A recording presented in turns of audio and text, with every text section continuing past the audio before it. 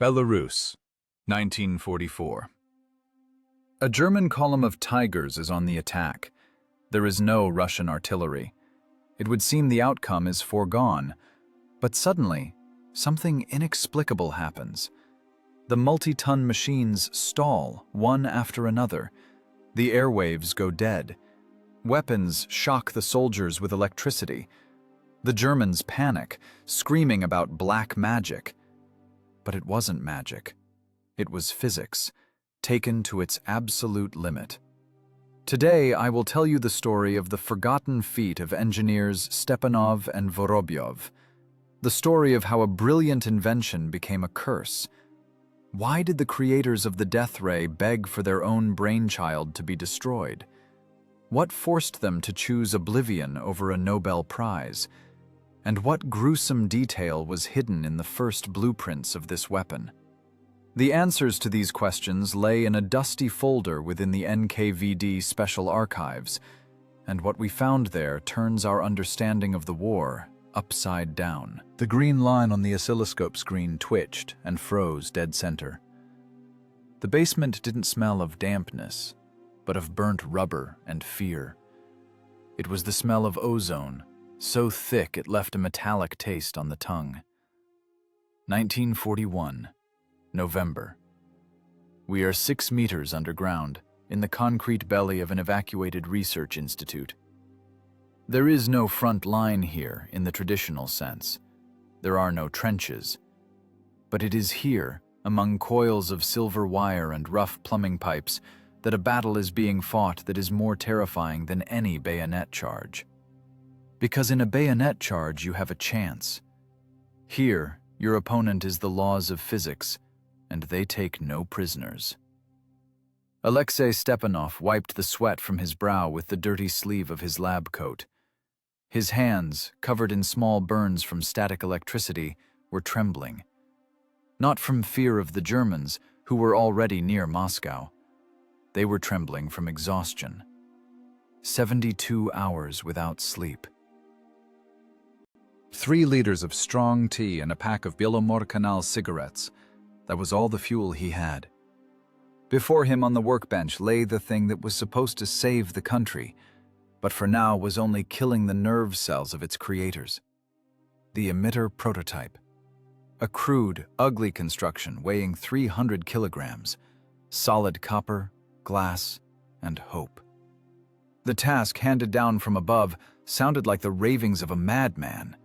Stop a tank division without firing a single shot. Cut the power to the steel machines.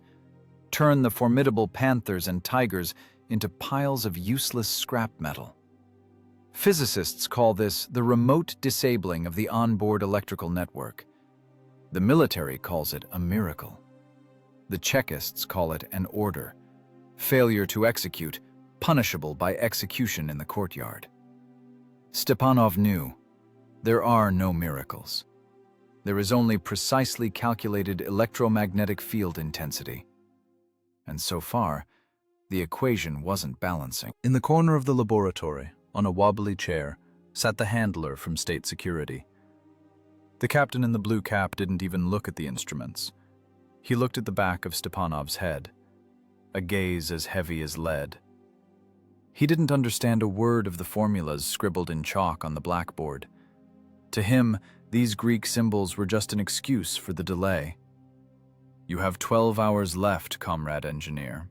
The captain's voice sounded dry, like the click of a bolt. "If the rig isn't working by morning, we will consider it sabotage." Stepanov didn't turn around. He was tightening a terminal on the capacitor bank. The wrench slipped, tearing the skin on his knuckles. Blood dripped onto the blueprint, right onto the discharge circuit diagram. Symbolic. Science at war always demands sacrifices, only usually those sacrifices are invisible. It's not a heroic death with a grenade under the treads. It is a slow burnout from the inside. The problem was power. To punch through the shielded wiring of a German tank required a pulse of colossal force. A directed discharge of 2 megawatts. It's like catching lightning by the tail, squeezing it into a fist and throwing it precisely at the target. But Soviet capacitors of 1941 couldn't withstand such a load. The insulation melted, turning into a sticky black sludge. The dielectric would blow out 0.3 of a second before reaching peak power. "Apply voltage," Stepanov commanded hoarsely to his assistant. The assistant, a student just yesterday with sunken eyes, put his hand on the switch. He was afraid of this machine, and rightly so. This rig was an electric chair for machinery, but one error in the grounding calculations, and it would become an electric chair for the entire crew. Voltage applied. Circuit 1 is normal. Filament heat at 80%. A low hum began to build in the room. It was the transformers humming, working at the limit of core saturation. The sound penetrated the teeth, made the eardrums vibrate. Stepanov watched the ammeter. The needle crept into the red zone. 200 amps, 250, 300. "Give it full pulse," he shouted over the howl of the generator. The switch went down. The flash was so bright that it struck the eyes even through closed eyelids. A sharp crack, like a shot from a 45mm gun, tore through the silence of the basement. And immediately, the smell of burnt insulation, but now mixed with the nauseating scent of melting copper. Stepanov opened his eyes. The rig was smoking. The main waveguide, which they had assembled from water pipes and silver spoons confiscated from the former aristocracy, had turned black and twisted. Breakdown. Another breakdown. The energy, instead of leaving in a directed beam, splashed inside the circuit, burning months of labor in a fraction of a second. The NKVD captain slowly stood up from his chair. He adjusted his harness. In the silence that followed the capacitor explosion, the creak of his boots seemed deafening. "That was the last attempt, Stepanov?" he asked. There was no gloating in his voice, only a bureaucratic statement of fact. To him, Engineer Stepanov had just ceased to be a valuable asset and became expendable material. Stepanov looked at the smoking remains of his creation. His mind was empty. The fear was gone. Only cold, angry logic remained. Why did it blow? Where was the mistake? He walked over to the unit, ignoring the heat radiating from the metal. He touched a charred wire. The insulation hadn't withstood the thermal expansion. Ordinary rubber. They needed Teflon or mica. But where to get them in a besieged city? "I need more time," he said, not turning to the checist. "I know how to fix it. We will change the geometry of the coil. We'll lower the inductance of the parasitic currents." "There is no time," the captain cut him off. "The train leaves in an hour.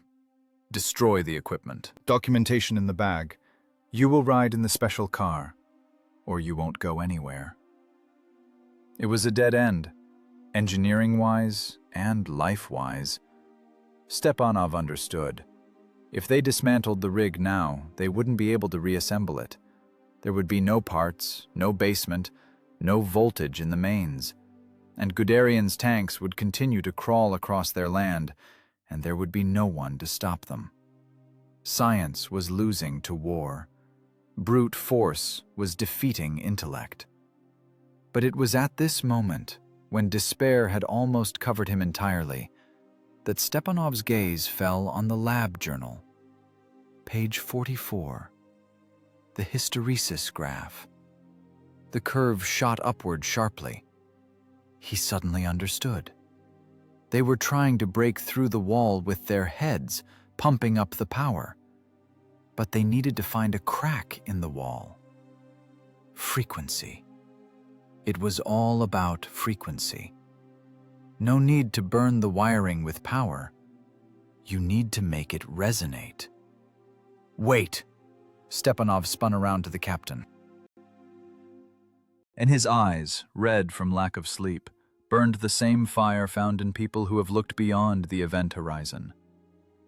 Don't destroy it. Give me 2 hours. Just 2 hours. I'm not asking for a miracle. I know how to make German steel work against them. The captain stopped at the door. His hand rested on his holster. He looked at the physicist, assessing the risks. He would always have time to shoot him. But to report to the center about a new weapon, that was a chance for a promotion. Or for life. 1 hour, Stepanov, he said, looking at his watch. 60 minutes. And if this pile of trash doesn't produce a result, I will personally carry out the sentence right here, against the backdrop of your formulas. The door slammed shut. Stepanov was left alone with the machine. 1 hour, 3,600 seconds. An eternity for a photon, and a moment for a man. He grabbed the wire cutters. This was no longer science. This was surgery without anesthesia. He began to cut out the extra circuits, simplifying the schematic to primitivism. Genius is always simple, but you have to walk through a hell of complexity to get to that simplicity. The schematic had to become not a source of strength, but a key to the enemy's vulnerability. And he began to grind that key right now, tearing his fingernails and cursing every law of electrodynamics. 1944, June, Belorussia, near the village of Gorodishche. The landscape here resembles a washboard: hills, copses, swamps. An ideal place for a tank ambush, if you have cannons. But we had no cannons. We had 3 Studebaker trucks, the beds of which were packed with equipment covered in canvas and camouflage nets. We deployed the position on the crest of a hill in the tree line. From the point of view of artillery, it was suicide. Direct line of sight. From the point of view of physics, it was the ideal angle of attack for directed radiation. 3 years ago, we soldered circuits under gunpoint in a damp basement. Now we were hunters. But the fear hadn't gone anywhere. It just transformed. Before, we were afraid our own side would shoot us. Now we were afraid the others would crush us. And we were also afraid of physics. Because field tests are always an equation with too many unknowns. Humidity, soil density, atmospheric pressure, all of this affected the propagation of the wave. At 11 in the morning, the ground began to vibrate. At first, it was a barely noticeable tremor that shook needles from the pine trees. Then the tremor grew into a rumble, a low-frequency roar that pressed on the diaphragm. They were coming. A column of 32 machines. In the vanguard, heavy Tigers. Behind them, Panthers and support personnel carriers. A tank armada capable of grinding any defense into dust. They moved confidently, with hatches open. They knew the Red Army had no heavy calibers in this sector. Alexei Stepanov lay in the tall grass, pressing binoculars to his eyes. Next to him, dug into the earth, stood the control panel for the first Molniya unit. Now it wasn't a pile of junk, but a production model. Item number 5. A rough metal box with ebonite switches and instrument dials phosphorescing in the gloom of the camouflage. "Distance 800 meters, whispered the spotter. "Entering the kill zone." Stepanov wiped the sweat from his forehead with the back of his hand. The heat was unbearable. Plus 30 in the shade. But cold sweat ran down his back in a stream. If the calculations were wrong, if the frequency didn't resonate with the German ignition system, in 2 minutes, these 3 trucks would turn into torches. 32 barrels would blow us into splinters. "All crews, readiness number 1. Stepanov's voice sounded muffled in the field telephone. "Phase synchronization. Cathode heat 100%. Wait for the lead vehicle to reach the control point." Below, in the hollow, the grey boxes of tanks crawled like beetles. The roar of Maybach engines merged into a continuous, deafening noise. The air trembled from exhaust fumes and the heat of warmed armor. This was power created by the engineers of the Reich. Perfect mechanics. And we were about to oppose this mechanics with an invisible wave. Distance 400. Azimuth 350. The operators on the trucks froze. Their hands lay on the switches. In the truck beds, behind the canvas, generators began to hum, spinning rotors up to operating speeds. It smelled of ozone. This smell, the harbinger of a thunderstorm, here, under a cloudless sky, seemed alien, chemical. The air around the emitters began to spark. The hair on arms stood on end. Static tension grew exponentially. A field mouse running past the grounding cable fell dead, without even touching the wire. Step voltage killed it instantly. "Fire!" commanded Stepanov. 3 switches fell simultaneously. There was no explosion, no flash, no whistle of shells. That was the whole horror of our weapon. It killed quietly. At the moment the circuit closed, the space before us seemed to compress. A pulse with a power of 1.5 megawatts hit the column. It wasn't a hammer blow. It was a scalpel cut, severing a nerve cluster. The effect was instantaneous and surreal. The roar of 32 multi-liter engines cut off in a single second, as if someone giant had pulled the plug from the socket. The tanks, moving at a speed of 40 kilometers per hour, continued to roll on inertia. Tracks clanked, breaking bushes, but the hearts of the machines, their motors, were already dead. The directed electromagnetic pulse burned out the magnetos. High-voltage wires turned to dust inside rubber braiding. Ignition coils melted, dripping hot varnish onto the cylinder blocks.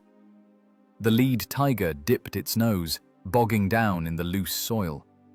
Behind it, clashing sides, the others came to a halt. And silence fell. This silence was more terrifying than the roar of battle. It rang in the ears. Only the crackle of cooling metal and the hiss of steam from punctured radiators broke it. And then the birds began to sing. Ordinary forest birds, not frightened by the soundless strike. Stepanov looked through the binoculars. He saw Germans starting to climb out of the hatches. It was panic. Not the panic of running from fire, it was the panic of misunderstanding. Tankers, used to trusting their equipment like a god, could not grasp what was happening. Why did the engine stall? Why isn't the radio working? Why did the battery explode, spraying the radio operator with acid? "What's wrong with their periscope?" asked the operator of the second crew. "Optics are intact, but the scale illumination burned out," Stepanov answered. "They are blind and deaf." A German officer, leaning out of the commander's cupola of the lead tank, shouted furiously into the laryngophone microphone. He didn't realize the microphone membrane had welded to the magnet. No one heard him. He banged his fist on the armor, trying to signal other crews, but the radios were silent. The airwaves were dead. The communications electronics had burned to the ground, turning complex tube circuits into an alloy of glass and tungsten. "Registering a load drop in the network," reported the technician.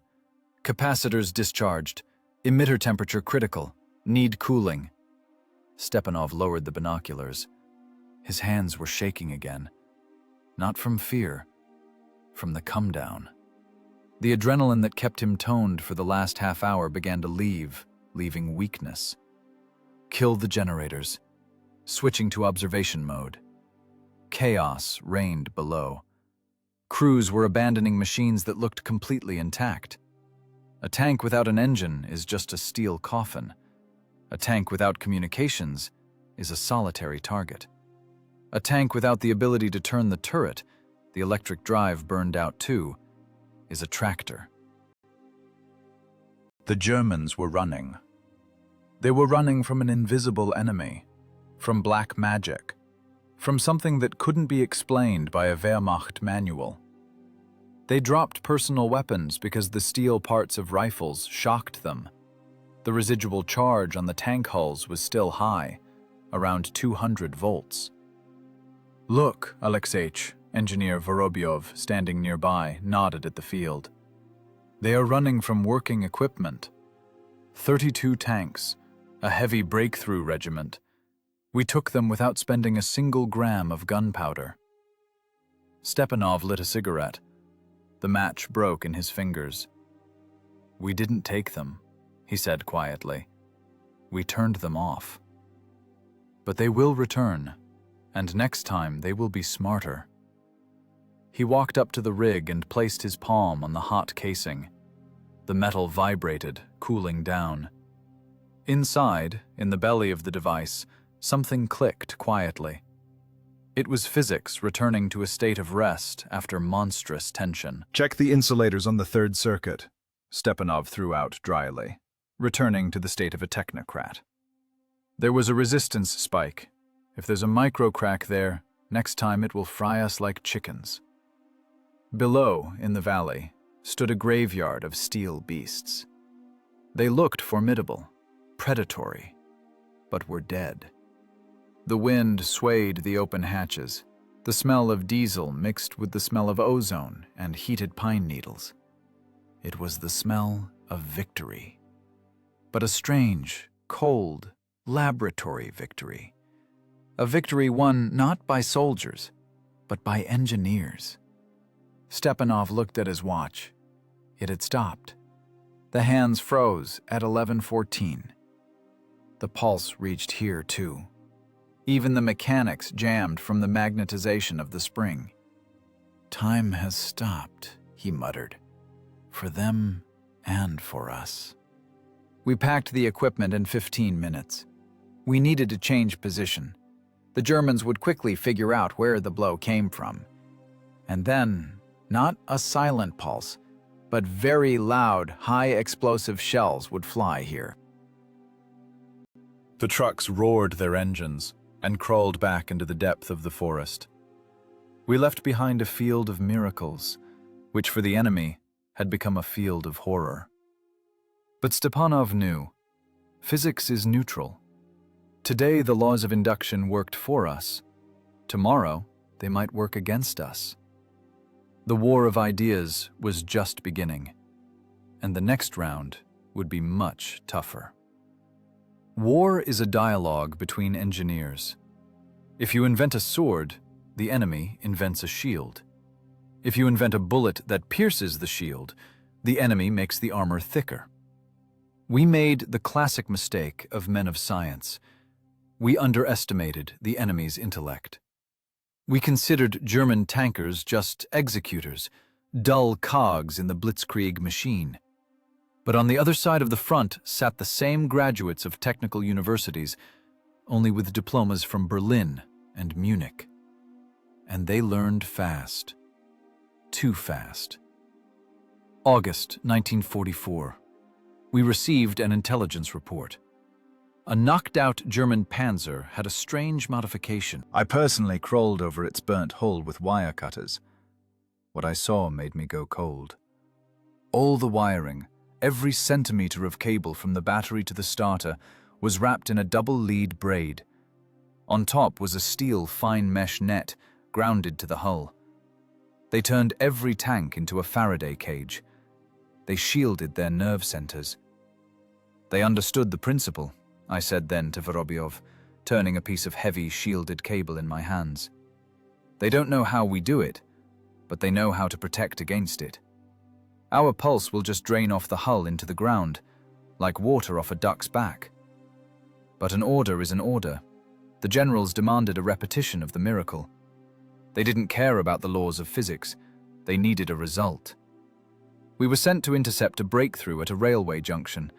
4 Molniya units, amplified power.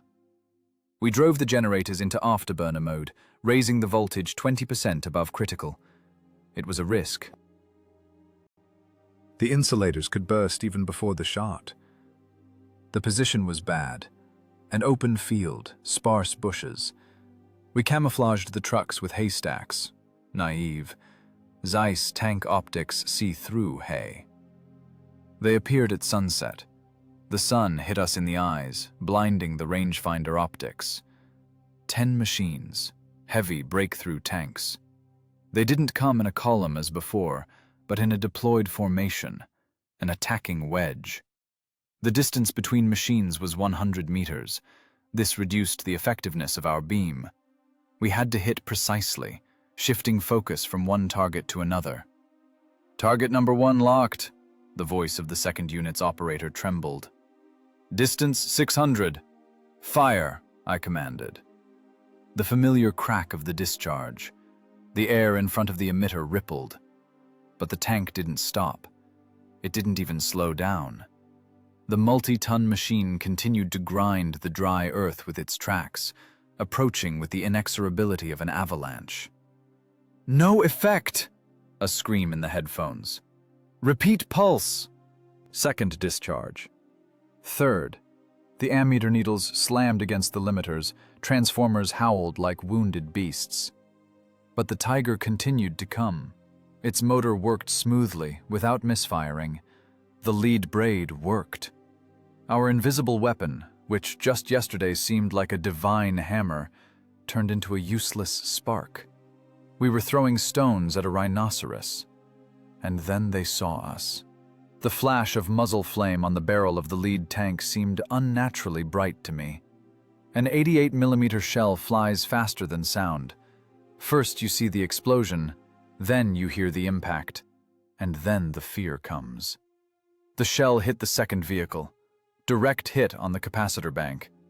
What happened next wasn't a normal ammunition explosion. It was a physical collapse. The stored energy of hundreds of kilojoules was released instantly. The truck simply vanished in a ball of blue fire. Electrolyte, oil, metal, and human flesh mixed into a single plasma. The shockwave knocked me off my feet. Shards of insulators, sharp as razors, slashed the canvas of my cab. "Second crew! Second! Answer!" I screamed into the microphone, although I knew there was no one to answer. Where a second ago stood people, my colleagues, engineers with whom we drank alcohol and argued about the nature of the electron, now there was only a black crater, from which rose thick, black smoke. It didn't smell of ozone. It smelled of roasted meat. I will never forget that smell. It ate into the lining of my tunic, into my hair, into my memory. "Frequency isn't taking," yelled Vorobyov, leaning out of the cab of the third vehicle. His face was black with soot. "Let's go! Pack it up!" But leaving wasn't easy. The heavy Studebakers spun their wheels in the loose soil, and the tanks were approaching. Now it was a slaughter. Science lost to brute force. The kinetic energy of an armor-piercing shell proved weightier than all our Maxwell equations. We were unarmed. We had no grenades, no anti-tank rifles. We only had useless emitters that cost millions of rubles but couldn't stop a piece of steel. One of the tanks broke through our flimsy perimeter. It rolled onto the knoll, looming over us like a steel mountain. I saw its turret turning. Slowly, with a terrible mechanical whirring. The long barrel with the muzzle brake lowered, seeking a victim. It was looking at the third machine. "Discharge! Hit the vision slits!"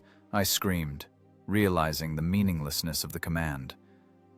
The operator of the third crew, a boy named Sidorov, tried to turn the emitter manually. He cranked the aiming flywheel, tearing the skin from his palms. He hoped to blind the crew, burn out their retinas if he couldn't burn out the motor. The tank shot sounded like a sledgehammer hitting an empty bucket. The shell punched through the truck body, not exploding. But the kinetic impact was enough to tear the generator from its mounts. The 3-ton behemoth crashed down, crushing people and equipment. Sidorov's scream cut off instantly. We ran. Engineers, physicists, PhDs. We ran across the muddy field, tripping over roots, falling face first into the wormwood. We left everything. Observation logs, spare tubes, tools. We were saving our lives, feeling the cold stares of tank machine guns on our backs.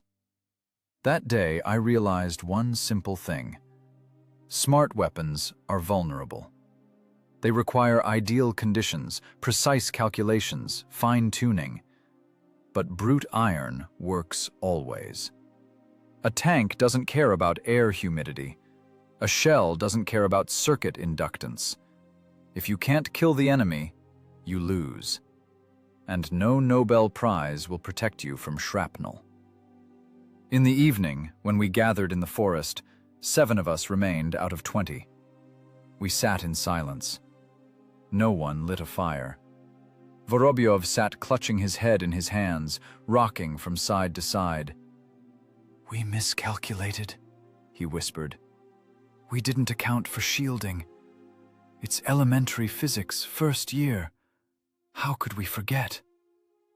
I looked at him. In his eyes, I saw the reflection of that blue bowl of fire in which the second crew vanished. "We didn't forget," I answered harshly. "We just thought the war would play by our rules. And war has no rules." In the distance, on the horizon, the skeletons of our vehicles were burning out.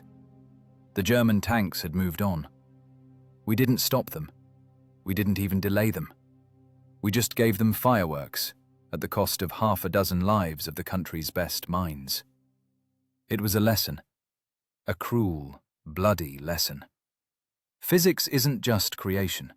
It is a constant race where the price of a mistake is death. And right now, we were lagging a whole lap behind in this race.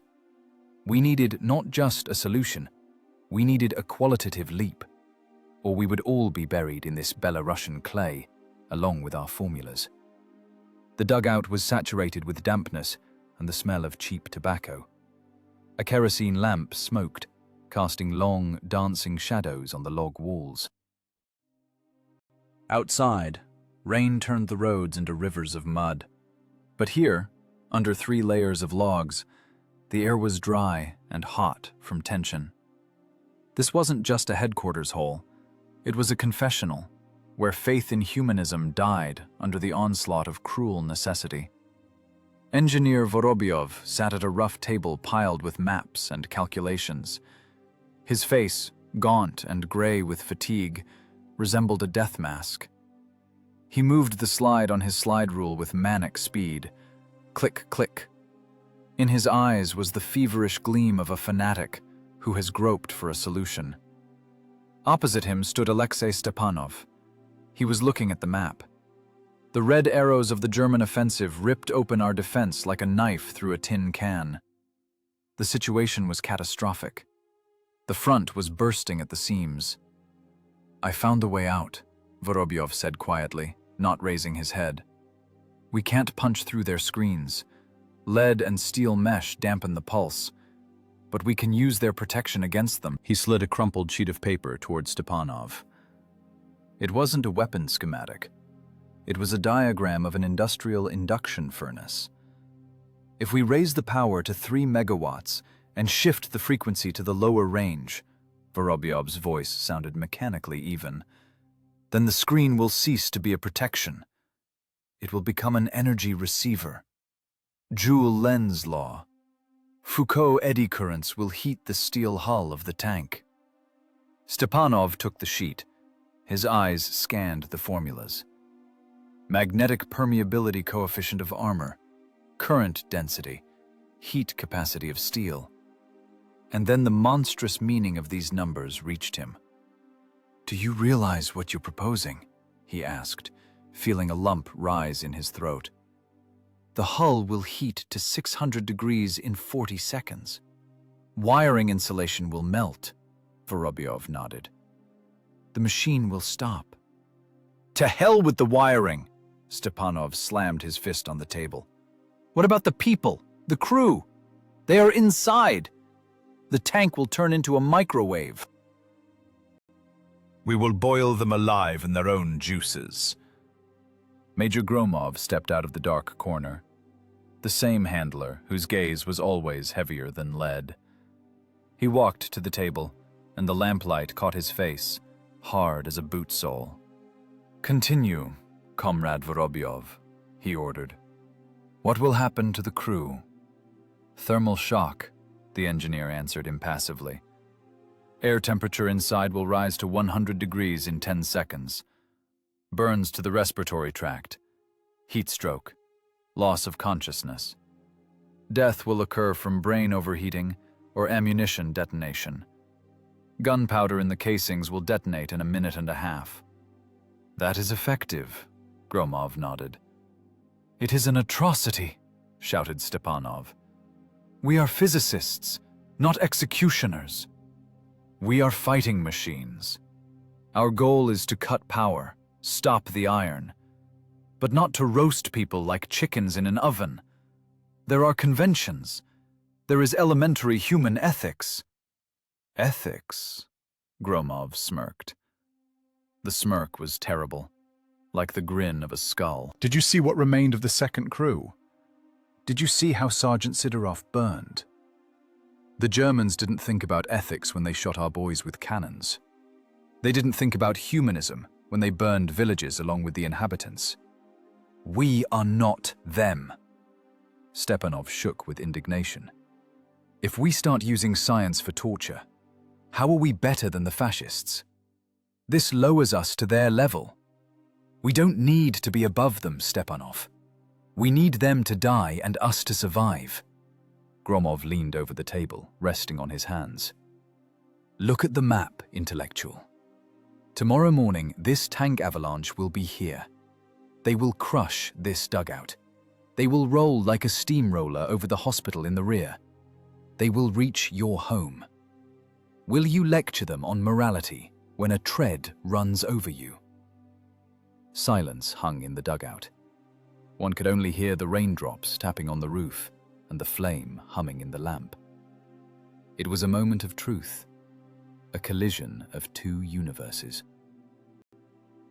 The universe of high science, where reason and order reign, and the universe of war, where chaos and death reign. Vorobyov was silent. He had already made his choice. For him, the task had turned into a purely technical problem: how to transfer maximum energy into a closed circuit. He no longer saw people. He saw objects with a specific heat capacity and electrical conductivity. Alexei, Vorobyov's voice became softer, almost pleading. There is no other way. Our old pulses bounce off them. If we don't apply heating, we are useless. The project will be closed. We'll be sent to a penal battalion, and the tanks will move on. It is murder with extreme cruelty, whispered Stepanov. It is war, Gromov cut him off. A tanker burns in a tank from a shell just the same. We are simply accelerating the process. Stepanov closed his eyes.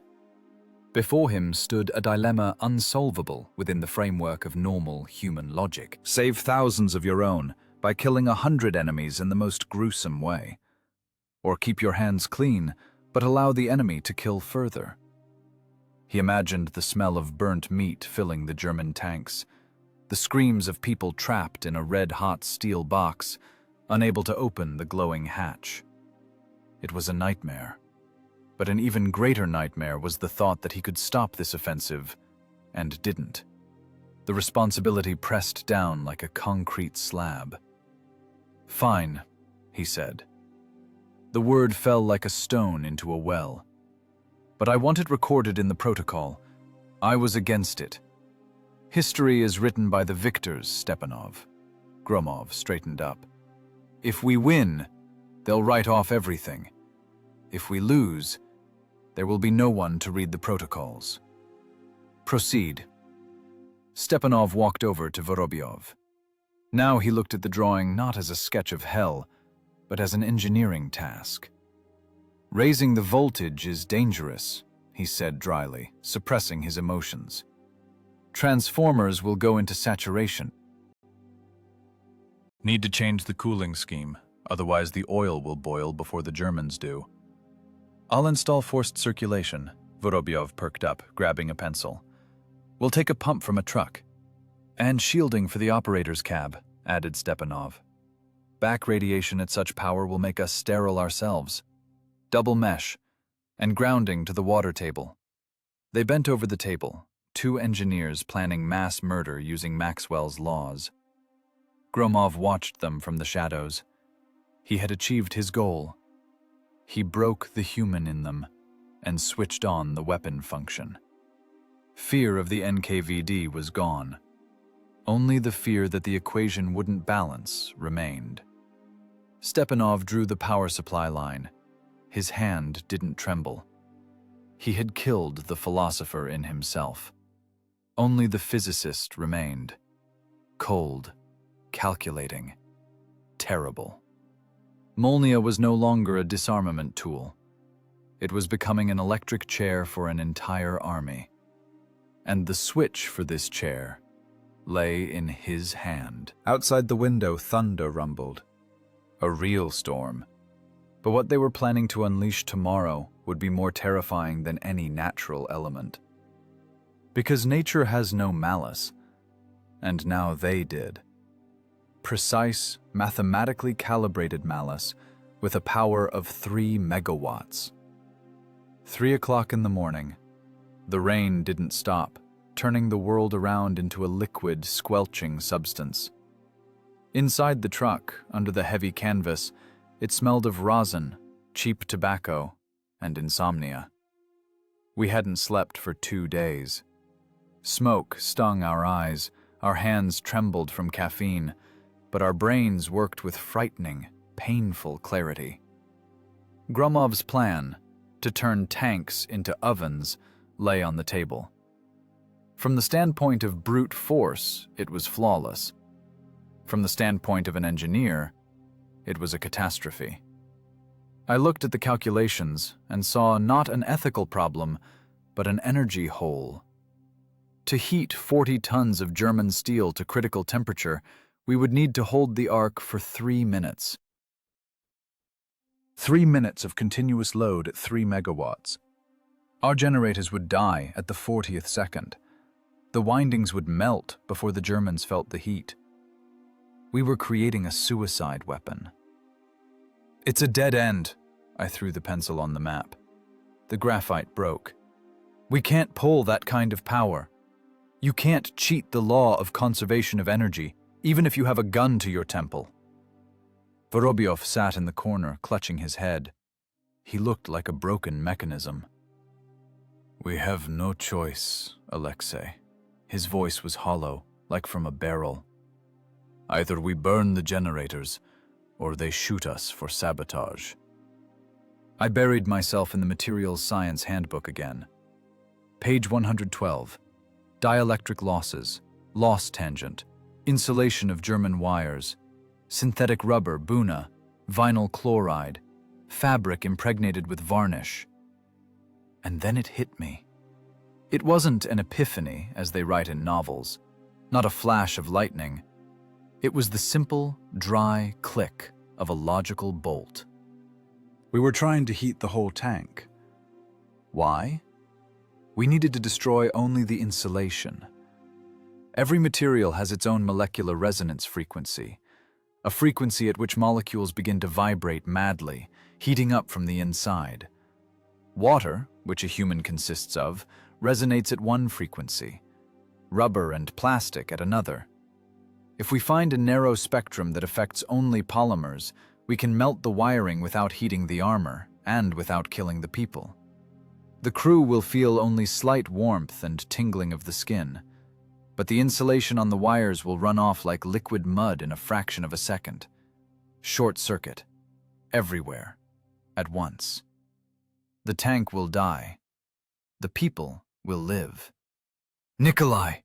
I grabbed Vorobyov by the shoulder. "Look here. Resonance. We don't need power. We need precision. He raised red, inflamed eyes to me. I shoved a scrap of paper with the formula under his nose. Frequency 140 megahertz with modulation of 3 kilohertz. That is death for rubber. Understand? We will strike not with a sledgehammer, but with a needle. Vorobyov blinked. Once. Twice. I saw the engineer switch on in his eyes. He snatched the paper from me. His lips moved soundlessly, recalculating coefficients.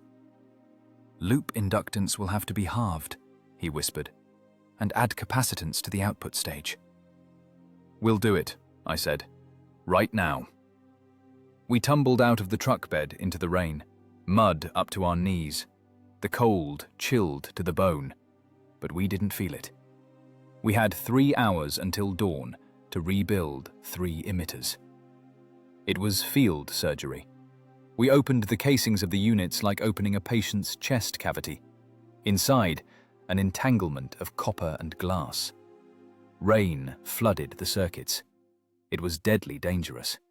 One wrong move, a drop of water on a high-voltage contact during testing, and only a handful of ash would remain of us.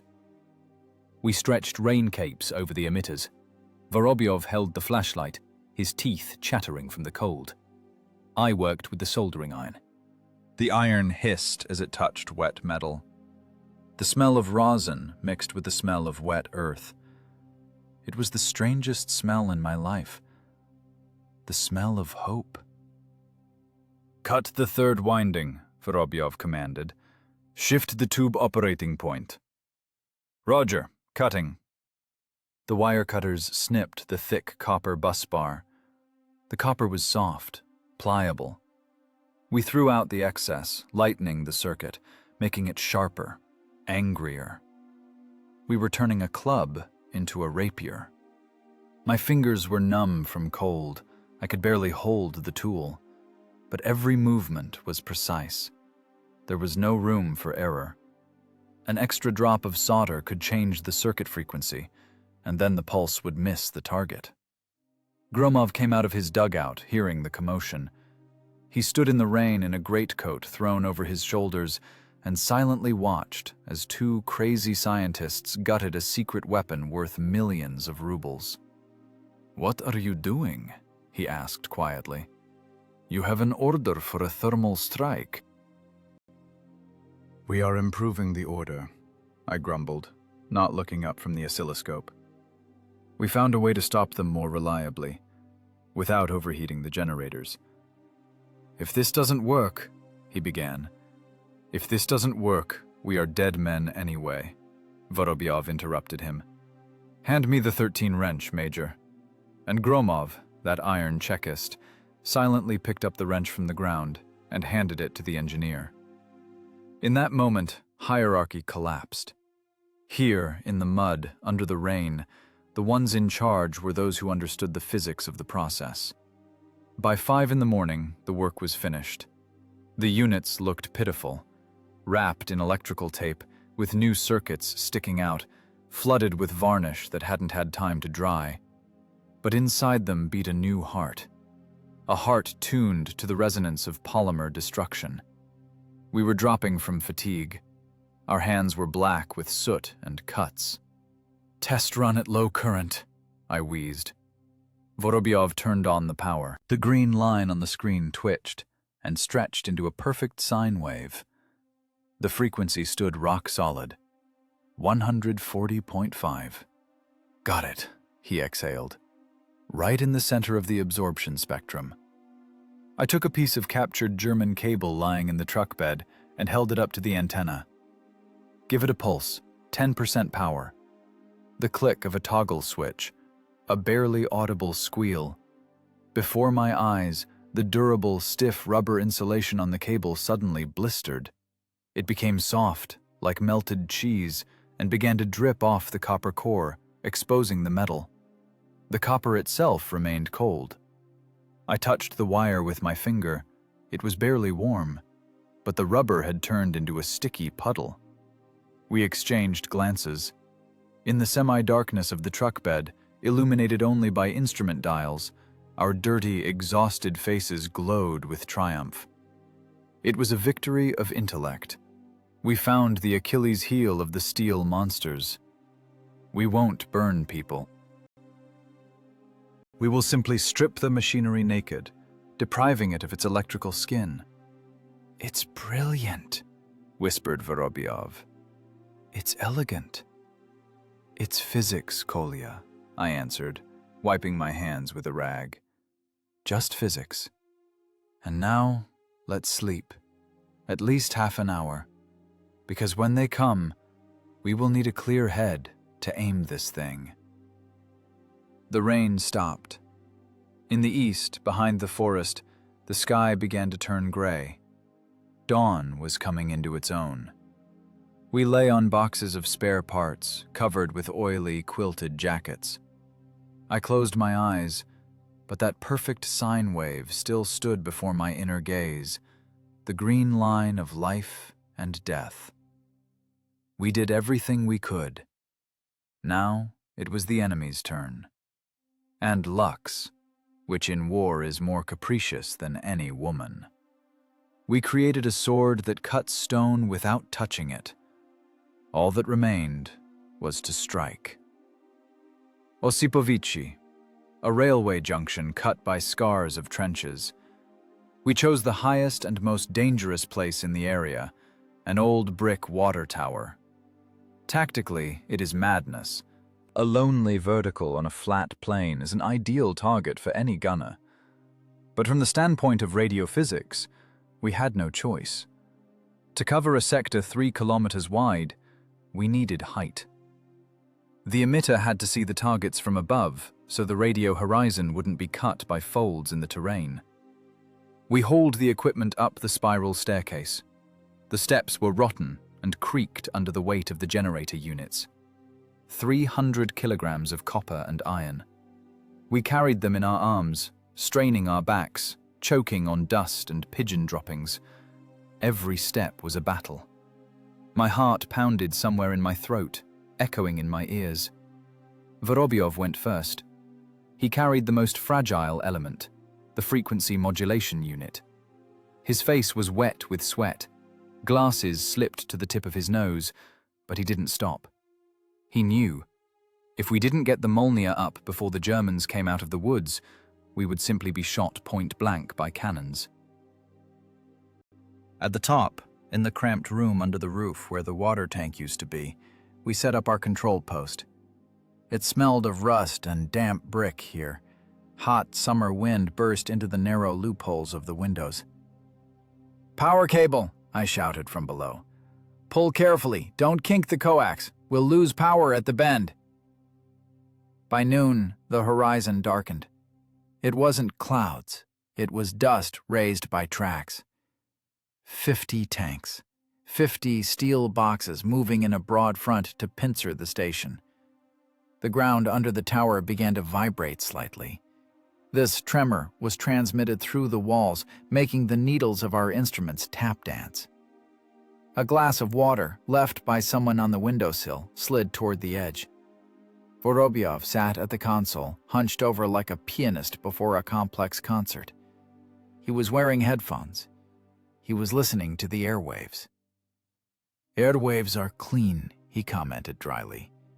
"Germans are silent, observing radio discipline, moving on visual signals." "Distance 3,000 meters, replied the observer with binoculars. "I see the lead vehicles, Tigers, infantry on the armor behind them." We turned this tower into a giant resonator. The walls were draped with loops of cables. The generator installed below, at the base, roared, devouring diesel fuel. We fed a current of monstrous strength upstairs to the emitter. The risk was extreme. If the insulation blew out here, in this tight brick bag, we would burn instantly. We were sitting inside a microwave oven, holding a finger on the power button. "Ready for resonance," commanded Vorobyov. His voice was calm, frighteningly calm. It was professional deformation. The closer death was, the colder his mind became. "Frequency 140, modulation normal, Heater 100%. The tank avalanche approached. The roar of engines became a physically palpable pressure on the eardrums. It seemed the air became dense, like jelly. 50 diesel engines, 50,000 horsepower tearing forward. They were coming to kill, and the only thing standing between them and our positions was us. 3 engineers in an old tower with a homemade emitter. Distance 1,500, entering effective kill zone. I looked at Vorobyov. He hesitated. "Too early," he whispered. "Field density insufficient. Let them get closer. Need to cover everyone at once. If we hit the vanguard, the rear ones will turn around and shoot us." It was a staring contest with death. The tanks grew in the sight. I could already make out tactical numbers on the turrets. I saw the faces of soldiers sitting on the armor. 1,000 meters. 800. The tower shook so much that plaster rained down on our heads, covering the instruments in white dust. "Now!" I shouted. Nerves rang like taut strings. "Switching on!" Vorobyov pressed the switch. The hum of the transformer drowned out the roar of the tanks. The tower filled with vibration of a new tonality. High, piercing, bone-crushing. In that same second, the world outside the windows changed.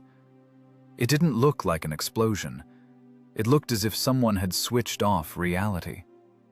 First, the lights went out in the village at the foot of the tower. The induction field was of such strength that it induced currents in all conductors within a kilometer radius. Light bulbs in houses flashed and burst. Power lines sparked, throwing out showers of blue sparks. And then the effect reached the tanks. I looked through the binoculars and didn't believe my eyes. It was eerie and beautiful at the same time. Long, violet streamers began to break off the tips of the antennas of the German machines. St. Elmo's fire. The air was so supersaturated with electricity that metal began to glow. The hair on my head stood on end. My skin pricked with thousands of tiny needles.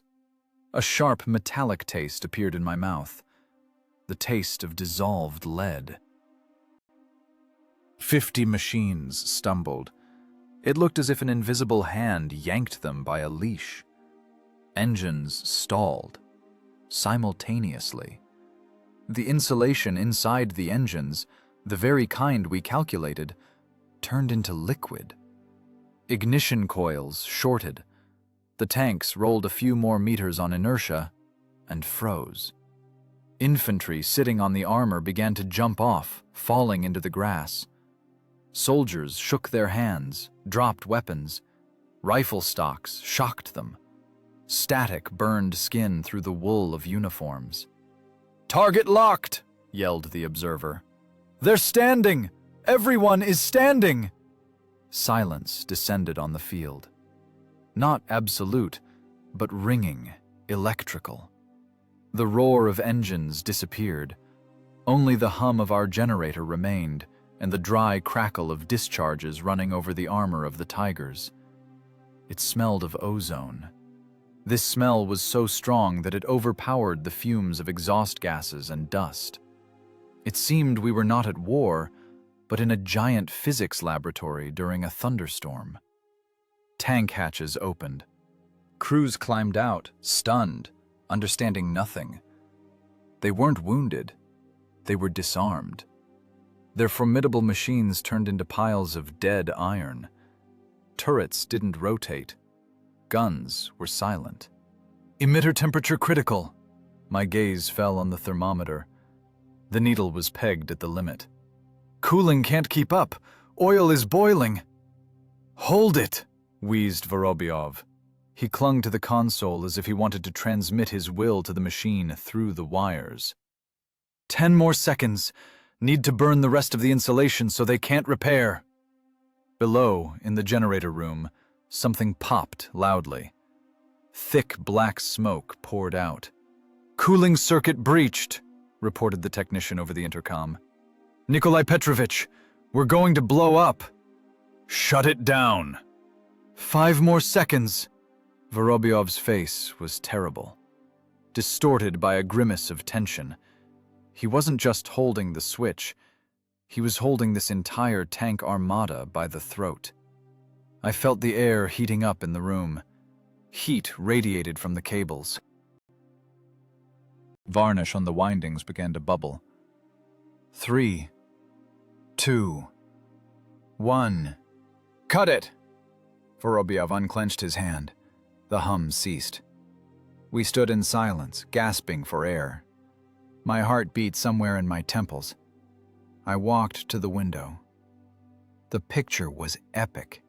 50 tanks stood in the field like a herd of sleeping elephants. No movement. German tankers were running toward the forest, abandoning their equipment. They were running from an invisible death they could neither understand nor kill. We did it. We stopped the breakthrough. 50 heavy machines that could have taken Minsk by evening were now just scrap metal, fit only for melting down. Look! Vorobyov took off his glasses and wiped them with the hem of his lab coat. His hands shook so much he nearly dropped the frame.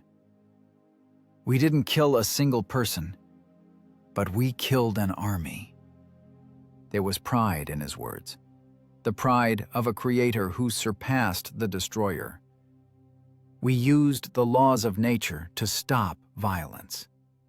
But the joy was short-lived. From the German side, from the forest, artillery struck. They came to their senses. They realized the source of their troubles was here, in this accursed brick pipe. The first shell exploded at the base of the tower. The building shuddered, cracks ran along the walls. Brick dust rained down from above.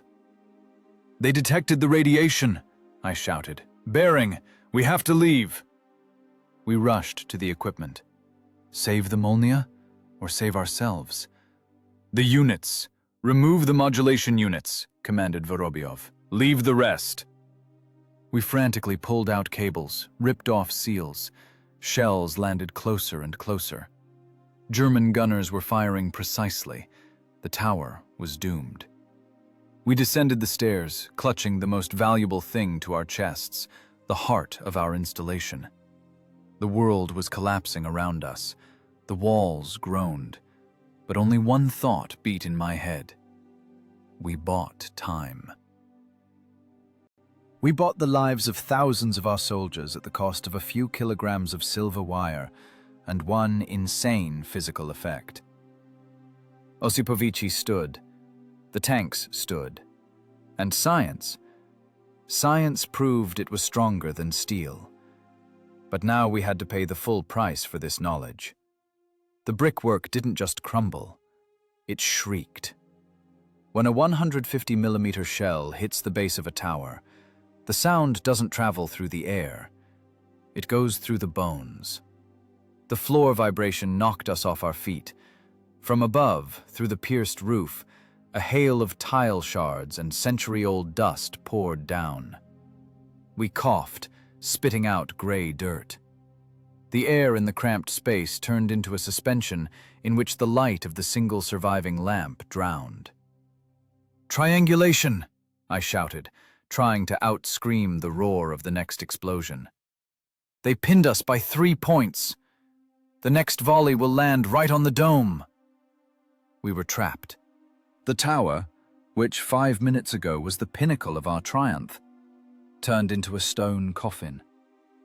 The spiral staircase, the only escape route, was blocked by debris. The span between the 3rd and 4th floors simply disappeared, sheared off by shrapnel. We were cut off from the ground at a height of 30 meters. And below, judging by the growing roar, German motorcyclists and scout armored cars were rushing toward the tower. They didn't need the tanks.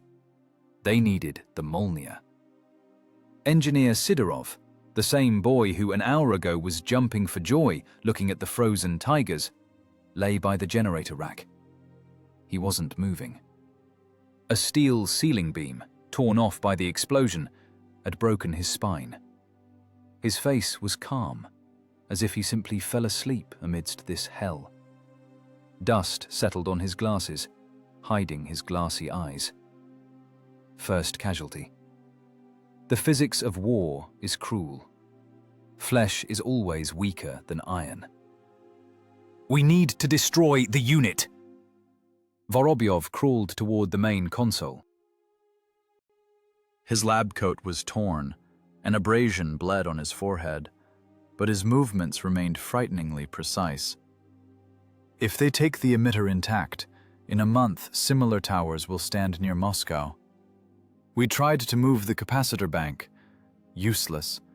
300 kilograms of lead and electrolyte, bolted tight to the frame. To dismantle them required wrenches and an hour of time. We had neither. We had minutes. Outside, it whistled again. The impact hit the wall right below us. The tower tilted. I felt the floor slipping from under my feet. Angle of inclination. 5 degrees, no less. Bricks cracked, resisting gravity. "Go, Alexei!" Vorobyov's voice sounded dry, without any pathos. He was digging in his field bag. "Take the observation logs. Take the cassette with frequency graphs. And go. And you?"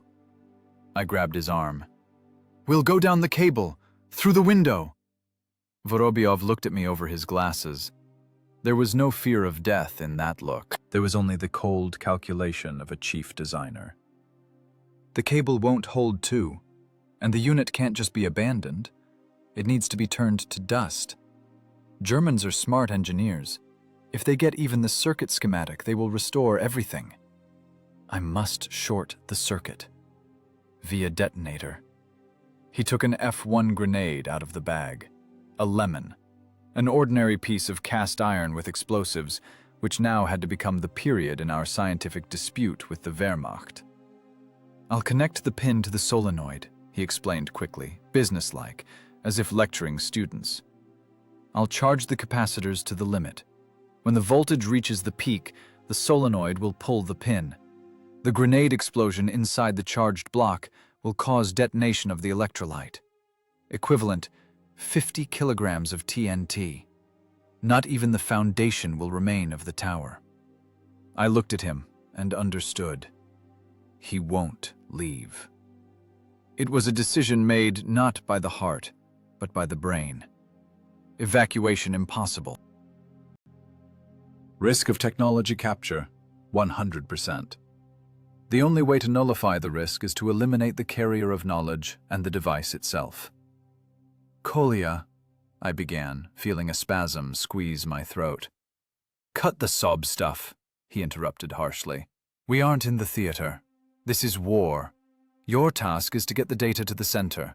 My task is to clean up the loose ends. Execute." He turned away and began wiring the grenade to the generator housing with copper wire. His hands didn't tremble. He stripped contacts, twisted wires, checked polarity. For him, it was just the last lab experiment, the most important one in his life. I grabbed the canvas bag with documents.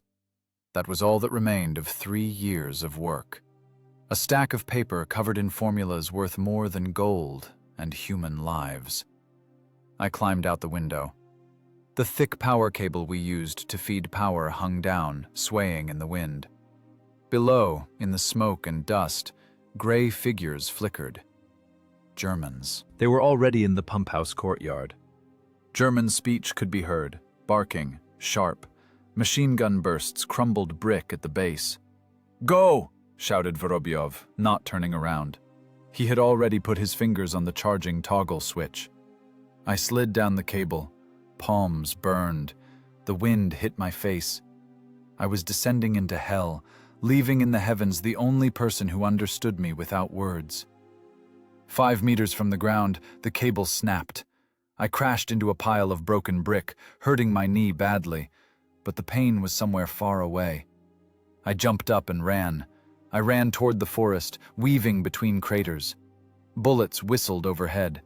The Germans spotted me, but they didn't care about a lone fugitive. Their main target was there, at the top. They were surrounding the tower, anticipating a rich prize. They thought they would capture a wonder weapon. I managed to reach the edge of the forest. There, in the hazel bushes, I fell, gasping, and pressed the bag to my chest. I turned back. The tower stood, shrouded in smoke. It seemed majestic and lonely. I took out the radio. I needed to hear him one last time. "1, this is 2, I wheezed into the microphone. "I'm out. Do you copy?" Through the crackle of static, Vorobyov's voice broke through. Calm, steady, almost bored. "I hear you 2. Charging 90%. Needle in the red zone. Germans are breaking down the door below. I hear boots on the stairs. Now they will get acquainted with Ohm's law." "Kolya," I whispered. "Goodbye, Alexei.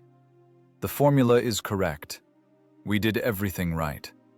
Capacitors, full charge. Initiating breakdown." The connection cut off, and a second later, the world split in two. The flash wasn't yellow, like from an ordinary explosion.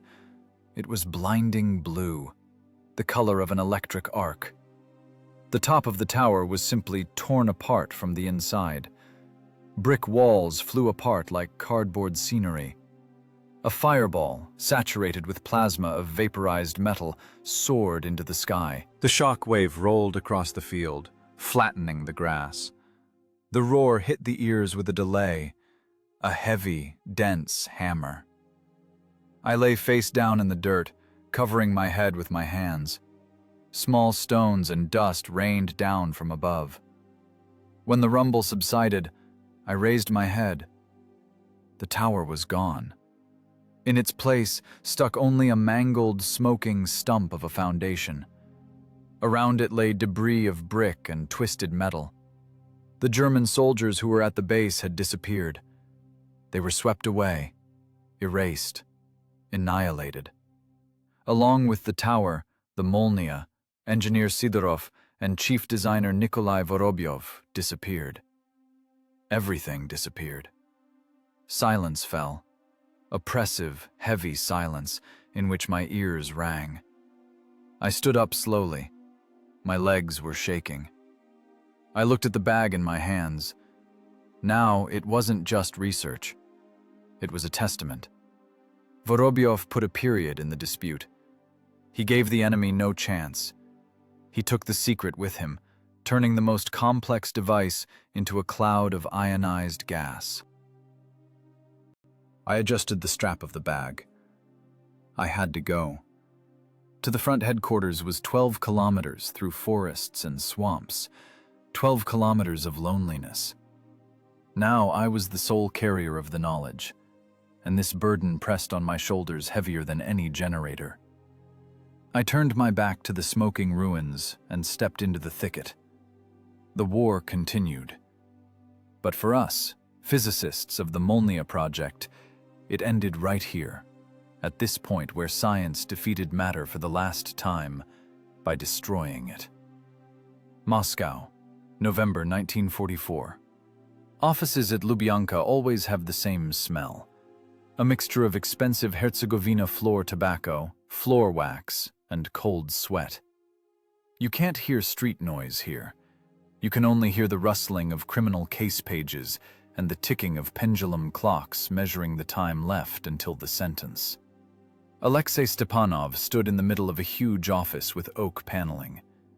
He felt like a stranger in this temple of power. His hands, stained with machine oil and burns from the soldering iron, contrasted sharply with the starched whiteness of the tablecloth on the conference table. Before him sat people who decided the fates of fronts, generals, commissars, handlers. Their faces were impenetrable, like granite tombstones. "Report, comrade engineer."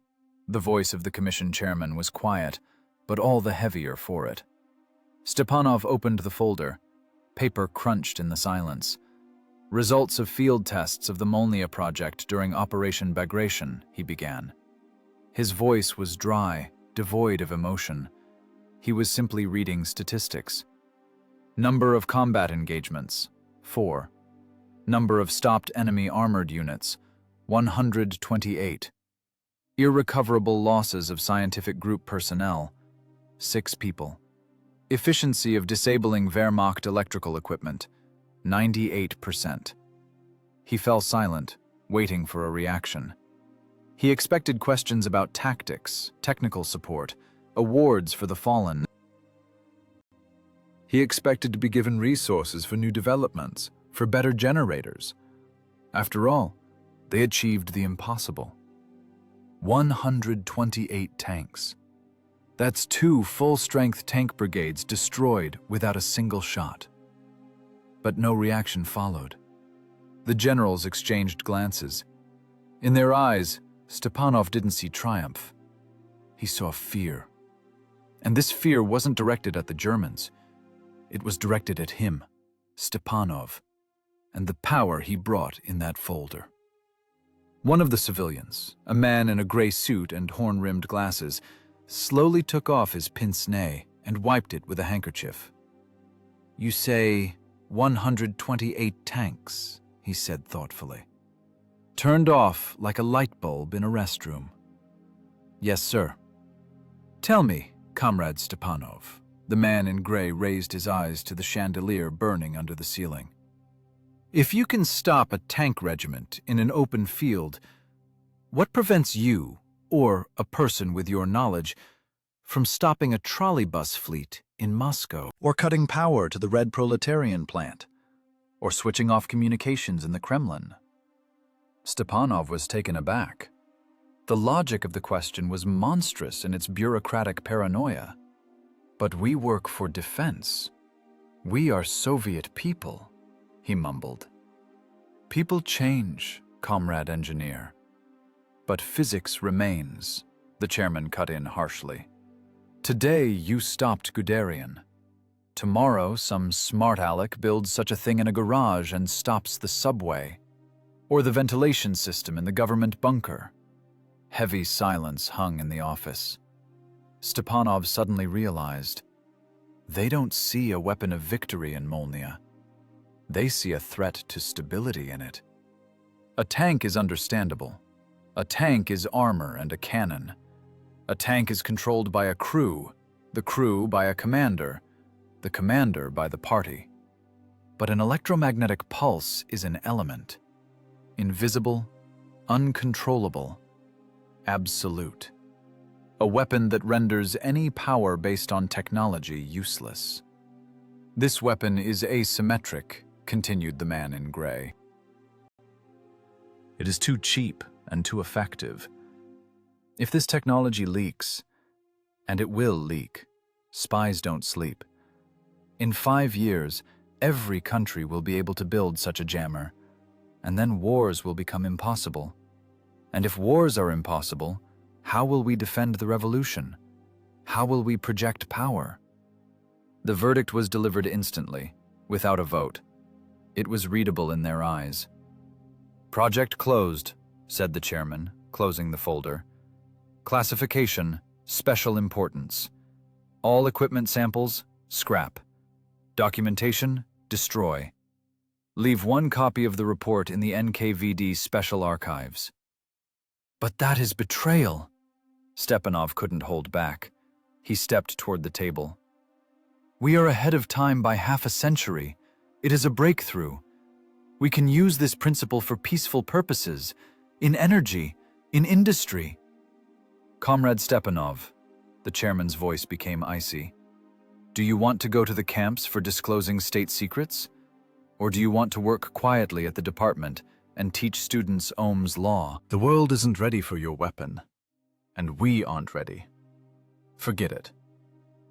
2 days later, industrial zone on the outskirts of Moscow, scrap metal processing plant.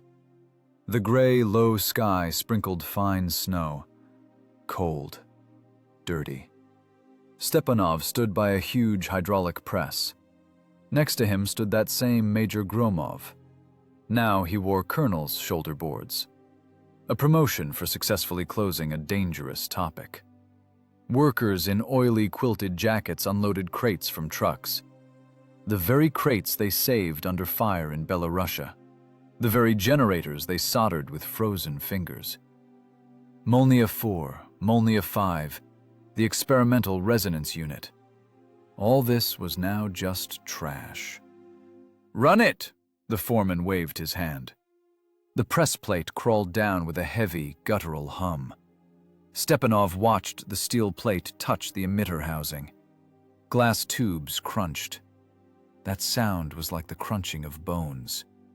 Then copper squeaked. The housing flattened, squeezing out its insides. Wires, coils, capacitors. Complex, ingenious architecture turned into a flat, ugly pancake. Black oil flowed from the crushed transformer, mixing with the snow. Like blood. "A pity?" asked Gromov, lighting a cigarette. Stepanov didn't answer. He watched his life's work die. 3 years of sleepless nights, risk, sacrifices. Sidorov, Vorobyov, they died for this. So that now this soulless press could turn their feet into scrap metal. "Don't regret it, Alexei." Gromov blew out a stream of smoke. "They are right, up there. Imagine if Hitler got this in 41. He would have turned off everything for us. Lights, communications, factories. We would have lost in a month. Such a weapon is Pandora's box. We cracked it open, were horrified, and are slamming it shut." "We could have changed the world," said Stepanov hollowly. "The world doesn't want to change," the colonel noted philosophically. "The world wants an understandable war. Shell against armor, bullet against helmet. And you proposed an off button." It's too simple. And too scary. Power rests on control, and your Molnia cannot be controlled. Today you turned off a tank. Tomorrow you turn off the switch in the Kremlin because you don't like the party's politics. Understand? Another crate fell onto the conveyor with a crash. It was the control panel, the very one Vorobyov died at. Brown stains still remained on the ebonite panel, the engineer's blood. The press descended. The ebonite cracked with a dry snap. Instrument needles popped out of their grooves. It's all over. Stepanov turned away. Inside was emptiness. No anger, no resentment. Only terrible, ringing emptiness. Bureaucracy turned out to be more terrible than a tiger. A tank can be burned. An order for destruction cannot be burned. Paper is stronger than physics. "What now?" he asked, looking at the dirty snow. "Now, oblivion," answered Gromov. "You will sign a non-disclosure agreement for 50 years. You will never, hear me, never tell about this. Not to your wife, not to children, not to colleagues. You will forget the words resonance and induction in a combat context. You will be an ordinary, boring associate professor. That is the price of your life." They walked to the car. A black Emka waited at the gates.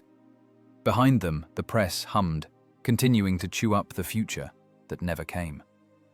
Stepanov got into the car with the feeling that he was burying not iron, but a part of his soul. Science lost to politics.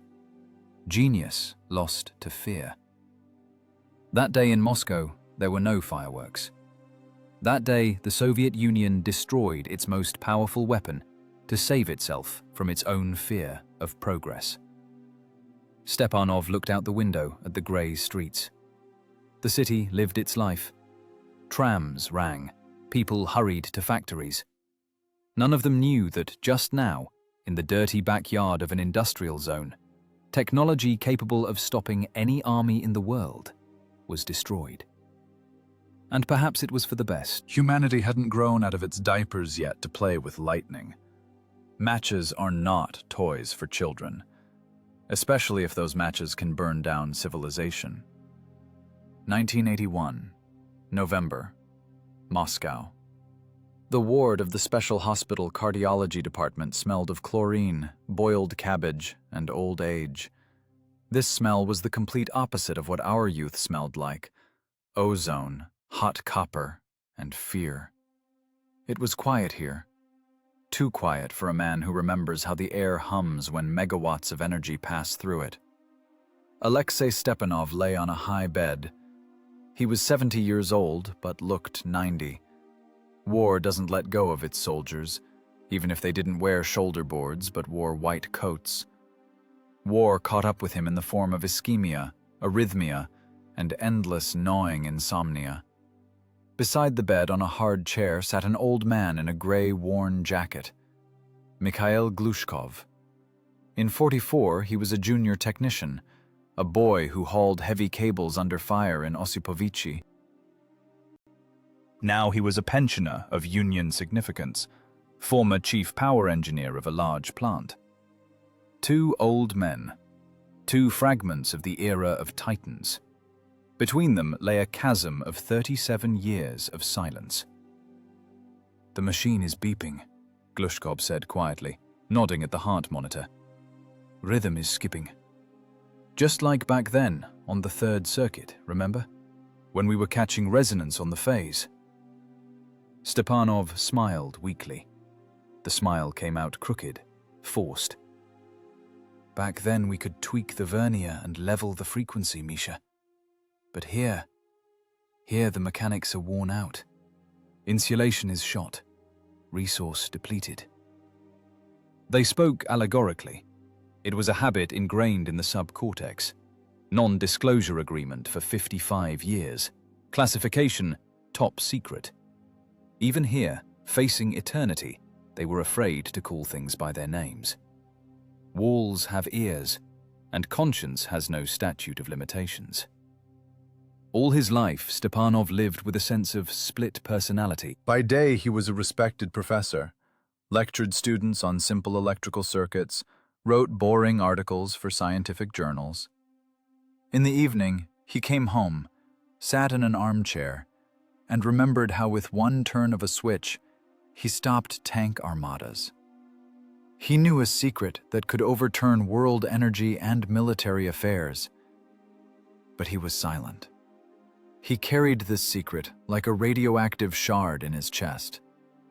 "I was at the archives yesterday," Glushkov suddenly said, lowering his voice to a whisper. "My niece works there. I asked her to check by index. Well, you know. Case number 074B.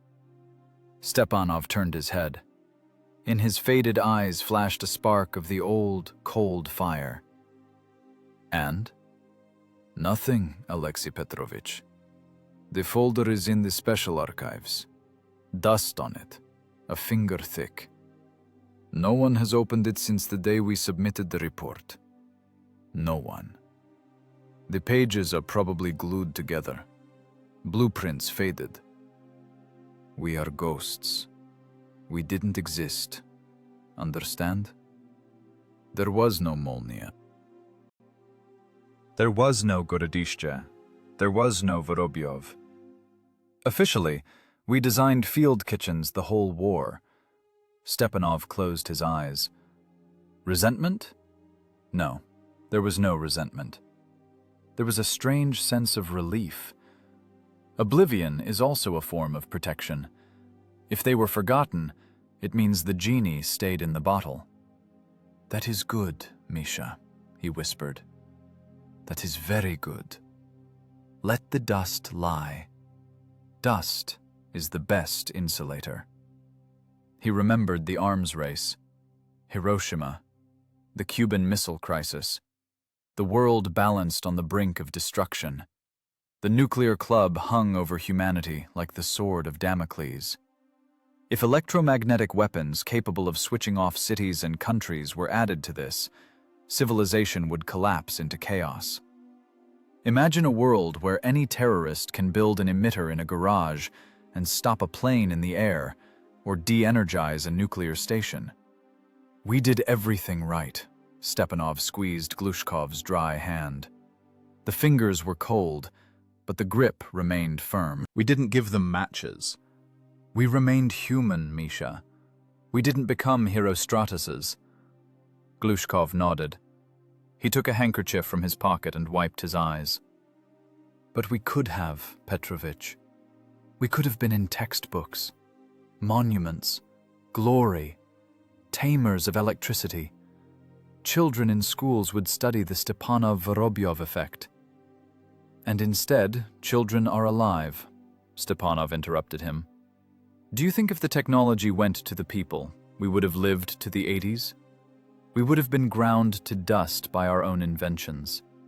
We saved not only Moscow in 41, we saved the future from ourselves. That is the higher mathematics of humanism, Misha. Sacrificing ambitions for the survival of the species. A nurse looked into the ward, young, rosy, in a starched coat. Citizen Glushkov, visiting hours are over, she said sternly. The patient needs rest. It's harmful for him to get excited. His pressure is jumping. Glushkov rose heavily. The chair creaked. I'm going, Alexei. Hang in there. Network resistance is still there. Holding voltage. Go, Stepanov. Let go of his hand. And remember, as long as we are silent, the world is safe. We are fuses. As long as we haven't blown, the circuit works. Glushkov left, shuffling his feet. The door closed, cutting off the strip of light from the corridor. Stepanov was left alone. In the darkness, the green light of the heart monitor drew the curve of his life. Up, down, up, down. He looked at that light and didn't see a pulse. He saw the oscilloscope in the cold basement of 41. He saw the green resonance sine wave that trembled before turning German steel into useless junk. His whole life compressed into a single point. Quiet heroism. No one will know how his hands shook when he cut wires in the circuit. No one will know how it smelled of burnt meat during the insulation breakdown. No one will know how Vorobyov cried, sending a crew to death to buy 5 minutes. History loves loud victories. The flag over the Reichstag. The parade on Red Square. But their victory was quiet, noiseless, like electric current itself.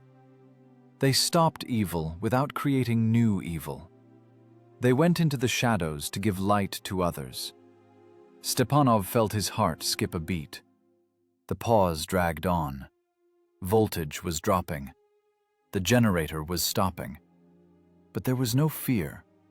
There was the calm of a man who finished his shift. He handed the watch over to the silence of the archives. We remained human, flashed through his fading consciousness. That was more important than any Nobel Prize, more important than any titles. They went through the hell of war holding a doomsday weapon in their hands and found the strength to destroy it, not the world. The green line on the screen straightened. A thin, prolonged beep cut the silence of the ward. It wasn't an alarm signal. It was the all-clear signal. Operation complete. No casualties. Secret kept. Circuit opened forever. 2003, Moscow. Central Archive of the Ministry of Defense. It smells of decay and dried cellulose here. This smell eats into clothes, into skin, into lungs. It is the smell of forgotten secrets. There are no windows here, only rows of metal shelves going into the darkness, packed with millions of cardboard boxes. In each box is someone's fate, someone's feat, or someone's crime turned into a dry clerical report. The silence here is absolute. It presses on the ears harder than the roar of cannonade. In this silence, one can hear only the rustling of pages and the dry cough of a historian. Andrei Sokolov, a researcher at the Institute of Military History, rubbed his tired eyes. He wore white cotton gloves. Touching documents with bare skin is forbidden. Oil from fingers kills paper. Sokolov was looking for statistics on diesel fuel consumption during Operation Bagration. Boring, routine work for a dissertation. He pulled another dusty box from shelf number 44/8. The cardboard was decrepit, corners frayed. The box clearly hadn't been opened for decades. Inside, among standard invoices for fuel and lubricants, lay a folder that didn't fit the general row. It was thicker than the others. On the cover, instead of a standard military unit number, stood only an index, 074B, and diagonally, a bold red stamp. Top secret, special importance, keep forever, not subject to opening. Below was another stamp, fresh, blue, declassified, expiration of statute of limitations, commission of January 15th, 2002. Sokolov untied the ribbons. The knot was tied tight, as if the person who tied it half a century ago wanted to seal the contents forever. The folder opened. The first thing the historian saw was a blueprint. It wasn't a tank schematic, and not an attack plan. It was a schematic circuit diagram of a device that looked like the ravings of a mad futurist. Vacuum tubes combined with waveguides of strange geometry. Cooling circuits, inductance calculations. Sokolov was a humanities major, but he understood enough technology to realize before him was a transmitter, but of some monstrous, extreme power. He turned the page. Field test report. Date, June 23, 1944. Area, Gorodishche. The historian's eyes ran over the lines. The text was typed on an old typewriter, the ribbon faded in places, letters A and O punched through the paper. Object, German heavy tank column. Number of units, 32. Impact, remote disabling of onboard electrical network. Result, 100% equipment stop. Personnel losses of the enemy from artillery fire, 0. Sokolov froze. He reread the paragraph twice. 100% stop, without shots fired. In 1944? That is impossible. This contradicts all history textbooks, all technical reference books of that era. There were no electromagnetic weapons then. This is science fiction. But the paper was real. Yellowed, brittle, food-grade paper of wartime. The signatures were real. Ink had faded, becoming violet. Project manager, Engineer Colonel Gromov. Chief designer, Vorobyov N.P., posthumously. Lead engineer, Stepanov A.P. Sokolov began to read voraciously. He forgot about the dissertation, about diesel fuel, about time. Before him unfolded a drama about which there had been silence for 60 years. He read interrogation protocols of captured German tankers who told with horror about black lightning and dead motors. He read Stepanov's memos where he described insulation resonance in the dry language of formulas. The historian turned the pages, and his gloved hands shook. He saw photographs, black and white, grainy shots. Here is a strange construction of pipes and wires in a truck bed. Here is a field littered with standing tanks emitting no smoke. Here are the ruins of the water tower in Osipovichi. With every page, the picture cleared. This wasn't a hoax. It was a breakthrough. Soviet physicists in dirty basements, under bombings, created technology that outstripped the world by half a century. They found a way to stop the war of machines. But why does no one know about this? Why isn't the Molnia in the Museum of the Armed Forces? The answer lay at the end of the folder. act of destruction. In order to prevent the leakage of critical technologies, due to the impossibility of guaranteeing safety of use in peacetime, I order: destroy experimental models, seize documentation, transfer personnel to other projects with clearance reduction. Sokolov leaned back in his chair. In the silence of the archive, this document sounded like a sentence, but not for people, a sentence for ambitions. He understood the scale of what happened. These people, Stepanov and Vorobyov, didn't just invent a superweapon. They had the courage to refuse it.